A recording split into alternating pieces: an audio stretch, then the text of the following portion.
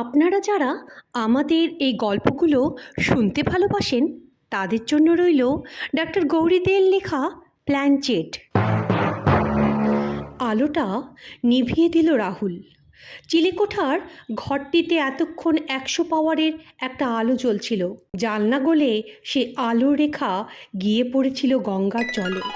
এখন জোয়ার, গঙ্গার জল বাড়ছে, শান বাঁধানো ঘাটে ঢেউয়ের ঝাপটা লাগছে, শব্দ হচ্ছে একঘেয়ে একটানা শব্দ। মাঝে মাঝে বিরক্ত লাগে। গভীর অন্ধকার রাত্রে ওই শব্দ মাঝে মাঝে ভয়ও ধরিয়ে দেয়।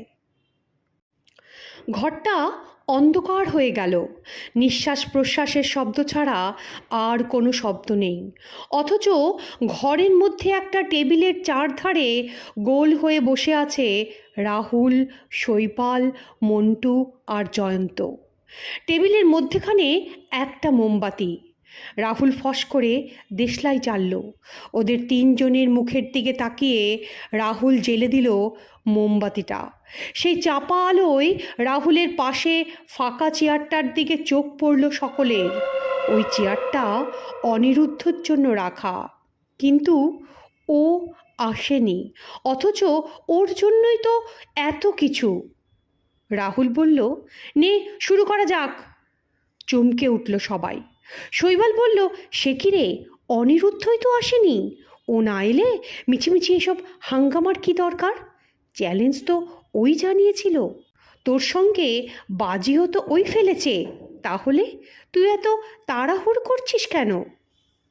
রাহুল বলল, তাহলে আবার কি? অনিরুদ্ধটা ভয় পেয়ে পালিয়েছে। ও আসেনি তাতে কি, আমরাই প্ল্যানচেট করব। নে শুরু কর। শৈবাল, জয়ন্ত, মন্টুর মনে তখন একই চিন্তা।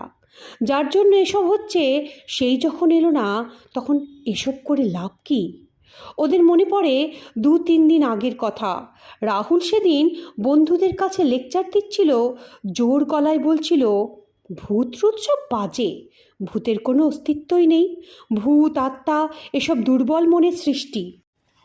ঠিক তখনই সেখানে এসে হাজির হয়েছিল অনিরুদ্ধ। রাহুলের কথা শুনে সে হেসে বলেছিল, যা জানিস না তা নিয়ে বাকফাট্টাই করিস না। রাহুল হো হো করে হেসে ওঠে, বলে, ঠিক আছে, তুই প্রমাণ কর, বাজি ধর, 10 টাকা বাজি। অনিরুদ্ধ এক কথায় রাজি হলো। ঠিক হলো, আসছে শনিবার অমাবস্যার রাত্রে রাহুলদের গঙ্গার ধারের বাড়ির চিলেকোঠার ঘরে প্ল্যানচেটের আসর বসবে। অনিরুদ্ধ প্ল্যানচেট করে ভূত নামাতে পারলে রাহুল হার স্বীকার করবে আর বাজির টাকা দেবে। অনিরুদ্ধর এই প্রস্তাবে সঙ্গে সঙ্গে অতি উৎসাহী বন্ধুদের মুখের ভাব বদলে যায়। ক্ষণপূর্বে রসসিক্ত কৌতুক হাসির বদলে দেখা যায় আতঙ্ক। মন্টু একটু বেশিই ভীতু। সে বলে, না না, এসব নিয়ে ঠাকটাই আর কি ভালো কথা নয়। জয়ন্ত আর শৈবালও তাড়াতাড়ি সায় দেয় তার সাথে। রাহুল হাসে, বলে, এটা তো একটা চ্যালেঞ্জের খেলা, তোদের থাকতেই হবে। তারপর একটু আঘাত করে দিয়ে বলে, ছি, তোরা এত ভীতু? আমি তো জানতামই না। সঙ্গে সঙ্গে ওই 3 বন্ধুর মুখের ভাব আবার বদল হয়। বলে, কে বলেছে থাকবো না? অবশ্যই থাকবো। অনিরুদ্ধ বলে, বেশ, তাহলে ওই কথাই রইল। প্ল্যানচেটে ডাকা হবে আমাদের কলেজের সদ্যমৃত দারোয়ান রাম সিংকে। সমস্বরে 3 বন্ধু বলে ওঠে, কেন, এত লোক থাকতে রাম সিং কেন? অনিরুদ্ধ এবার তাকায় রাহুলের দিকে, বলে, আমরা কেউ হিন্দি লিখতে পারি না, তাই না? রাহুল প্রশ্ন করে, তাই কি? অনিরুদ্ধ বলে, তাই আমাদের প্রশ্নের উত্তরে রাম সিং হিন্দিতে লিখবে উত্তর।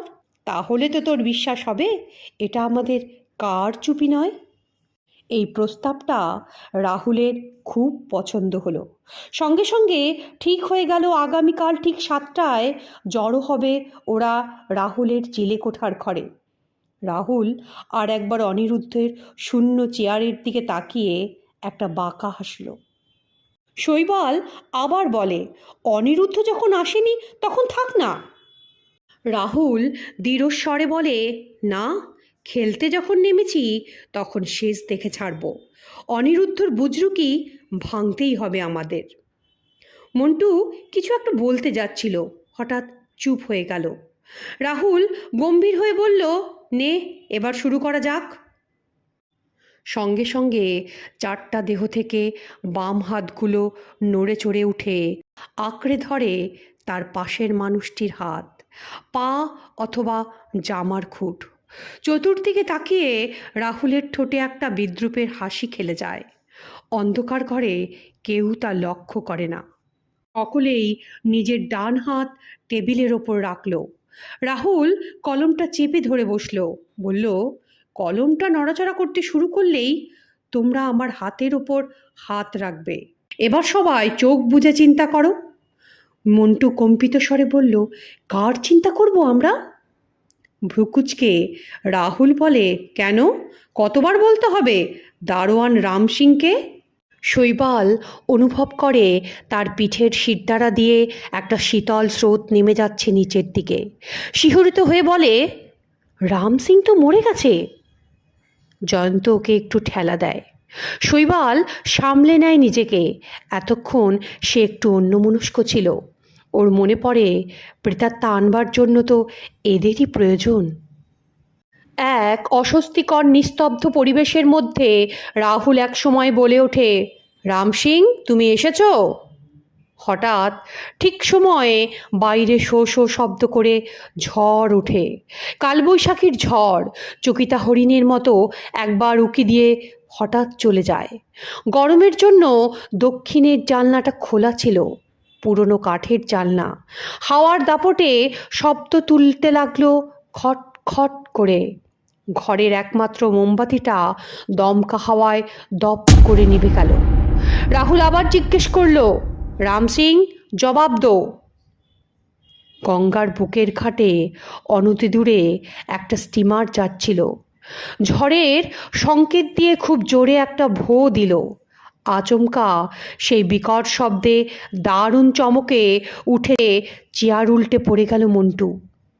টেবিলের ওপর রাখা কম্পিত মন্টুর ডান হাতটাও ঠিক তার বশে ছিল না। ফলে শৈবাল আর জয়ন্ত অনেকক্ষণ থেকেই টেবিলের কাঁপুনি অনুভব করছিল। এই অপ্রত্যাশিত বিকট শব্দে টেবিলটা বেশ জোরেই কাঁপতে লাগলো। একটা সময় কোমরের ব্যথায় মন্টু চেয়ার সমেত উল্টানো অবস্থায় চেঁচিয়ে ওঠে, বলে, বাবা গো! সঙ্গে সঙ্গে হুলুস্থুল, ঘরময় দাপাদাপি, চিৎকার চেঁচামেচি, লঙ্কাকাণ্ড। ক্ষীণকণ্ঠে কে যেন বলে ওঠে, রাহুল, আলো জ্বাল, আলো! রাহুল এতক্ষণ এদের কাণ্ড দেখে স্তম্ভিত হয়েছিল। আলো জ্বালার কথা শুনে হঠাৎ করে সুইচটা টিপে দিল। আলো জ্বালতেই চোখে পড়ল ঘরের বিধ্বস্ত অবস্থা। প্রত্যেকের চোখে মুখে ছেড়ে দেমা কেঁদে বাঁচি অবস্থা। রাহুল বিরক্ত হয়ে বলে, যা, সব বাড়ি যা, কাপুরুষের দল যত। সঙ্গে সঙ্গে ঘরটা খালি হয়ে গেল। ঘড়িতে তখন রাত 9টা। দারুণ বিরক্তিতে ঘরের চারিদিকে আরেকবার তাকিয়ে আলো নিভিয়ে দ্রুত পায়ে রাহুল নেমে যায় নিচের খাটে। ঝড় থেমে গেছে। যে কটা লোক এখানে ছিল তারা ঝড়ের পর বিদায় নিয়েছে। দোকানিও দোকান বন্ধ করে দোকানের মধ্যে শুয়ে পড়েছে নিরাপত্তার জন্য।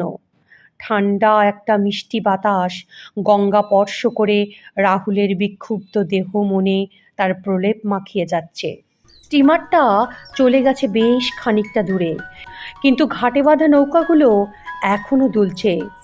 আকাশের বুক ভরা মেঘে নীল আভা, মেঘের ফাঁকে ফাঁকে দু একটা তারাও যে দেখা যাচ্ছে না তা নয়, কিন্তু প্রকৃতির এই সৌন্দর্য দেখার মতো মন ছিল না তখন রাহুলের। মনের মধ্যে অনিরুদ্ধর মুণ্ডপাত ঘটাতে লাগলো অবিরাম। সায়েন্সের ছেলে, সে ভূত প্রেত বিশ্বাস করে না বলেই 10 টাকা বাজি ফেলেছিল। অনিরুদ্ধ থাকলে টাকাটা সে আদায় করেই ছাড়ত। ঘাটের ধারে রেল লাইনের পাশে জ্বলছিল হলদে আলো, একসঙ্গে নিভে গেল। লোডশেডিং বিরক্তিতে মনটা ভরে যায় রাহুলের। হঠাৎ সে নিছিদ্র অন্ধকারে সে অনুভব করে কেউ তার পাশে এসে বসেছে, কিন্তু অন্ধকারে তার মুখ দেখা যাচ্ছে না। রাহুল প্রশ্ন করে, কে এখানে? খিলখিল হাসির সঙ্গে পুরুষের কণ্ঠস্বর ভেসে আসে, দেরি হয়ে গেল বলে রাগ করলি? এক মুহূর্ত দেরি লাগলো না অনিরুদ্ধর গলা চিনতে। মনে মনে খুশি হলেও গম্ভীর হয়ে রাহুল বলে, এখন আর এসে কি হবে, একটু আগেই তো সবাই চলে গেল। একটু আগে এলে দেখতে পেতিস 3টে জ্যান্ত ভূতের কাণ্ড। হ্যাঁ, ভূত আছে, তাই না নে অনিরুদ্ধ? রাহুলের বিদ্রুপাত্মক প্রশ্নের উত্তরে খুব ঠান্ডা গলায় বলে অনিরুদ্ধ, আছে আছে, নিশ্চয়ই আছে। মানুষ মরে গেলেও তার আত্মার মৃত্যু হয় না। গীতায় আছে না, বাসাংসি জীর্ণানি। কথাটা আর শেষ করতে দিল না রাহুল ওকে। বলল, থাক থাক, অনেক হয়েছে, এবার বাজির টাকাটা ছাড় দেখি। অনিরুদ্ধ বলে, কিন্তু এখনও তো প্রমাণ করার সুযোগ আসেনি রাহুল। রাহুল বলে, আর আসবেও না, রাত অনেক হলো, এবার ক্ষমা দাও। আচ্ছা ঠিক আছে, কাল কলেজেই টাকার হিসেব নেব। হঠাৎ কি মনে হতে রাহুল বলে, তা তুমিও আজ রাতটা আমার বাড়িতেই কাটিয়ে দাও না, আর বাড়ি গিয়ে কাজ কি? ত্রস্তে উঠে দাঁড়ায় অনিরুদ্ধ, বলে, না না, যেতে আমাকে হবেই, শুধু কথা দিয়েছিলাম বলে এলাম। কিন্তু কথাটা শেষ আর হয় না। অদূরে দেখা যায় ট্রেনের স্পটলাইটের তীব্র আলো। রাহুল বলে, এসে কি লাভ হলো বলতো? অনিরুদ্ধ ফিসফিস করে বলে, লাভ লোকসানের হিসেবটা নয় তোলাই থাক, সবসময় কি লাভ লোকসান ভাবলে চলে? ট্রেনটা অনেকটা কাছে এসে পড়েছে। অনিরুদ্ধ বলে, হ্যাঁ রে, আমি তাহলে যাই। রাহুল দেখল অনিরুদ্ধ ট্রেন লাইন পার হচ্ছে। চিৎকার করে ওঠে রাহুল, বলে, সাবধান অনিরুদ্ধ, সাবধান। তার গলার স্বর ছাপিয়ে ট্রেনটা চলে যায়। চিত্রার্পিতের মতো কয়েক মুহূর্ত স্থির হয়ে থাকে রাহুল, তারপর তাকায় ট্রেন লাইনের দিকে। কিন্তু যা ভয় করেছিল সেই বীভৎস দৃশ্য তাকে দেখতে হলো না। দীর্ঘশ্বাস ফেলল রাহুল, ভাবল, যাক, অনিরুদ্ধ তাহলে ট্রেন আসার আগেই লাইনটা পেরোতে পেরেছে। রাহুল মনে মনে শান্তি পেলেও উত্তেজনা রইল তার মনের মধ্যে চাপা। সারা রাত রাহুল দু চোখের পাতা এক করতে পারল না। পরদিন কলেজের সামনে ছোটোখাটো জটলা। কৌতূহলী রাহুল সেই ভিড়ের মধ্যে ঢুকে গেল। মন্টু ছুটে এলো ওকে দেখে, বলে, রাহুল, গত পরশুদিন বিকেলে কলেজ থেকে বাড়ি ফেরার সময় অনিরুদ্ধ না ট্রেনে কাটা পড়েছে। মন্টু আরও বলল কত কি, একটা কথাও রাহুলের কানে গেল না। চোখের সামনে ভেসে উঠল গত রাতের দৃশ্য। মনে পড়ল অনিরুদ্ধ শেষ কথা, লাভ লোকসানের হিসেবটা সবসময় কি আর সঙ্গে সঙ্গে বোঝা যায়?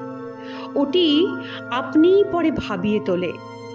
কিভাবে রাহুল ফিরে আসে নিজের বাড়ি তা সে নিজেই জানে না।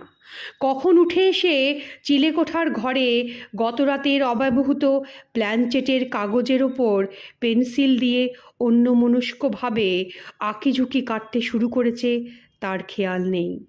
ঘণ্টাখানেক পরে যেন ঘুম থেকে জেগে ওঠে রাহুল। সব ব্যাপারটা হৃদয়ঙ্গম হয় এতক্ষণ বাদে। এমনি করে কি বাজিতে জিততে হয় অনিরুদ্ধ? ডুকরে কেঁদে ওঠে রাহুল, টেবিলের ওপর মাথা রেখে। শ্রোতা বন্ধুদের উদ্দেশ্যে অনুরোধ, আমার এই গল্পটা যদি আপনাদের ভালো লাগে, চ্যানেলটাকে লাইক, সাবস্ক্রাইব আর শেয়ার করতে ভুলবেন না কিন্তু।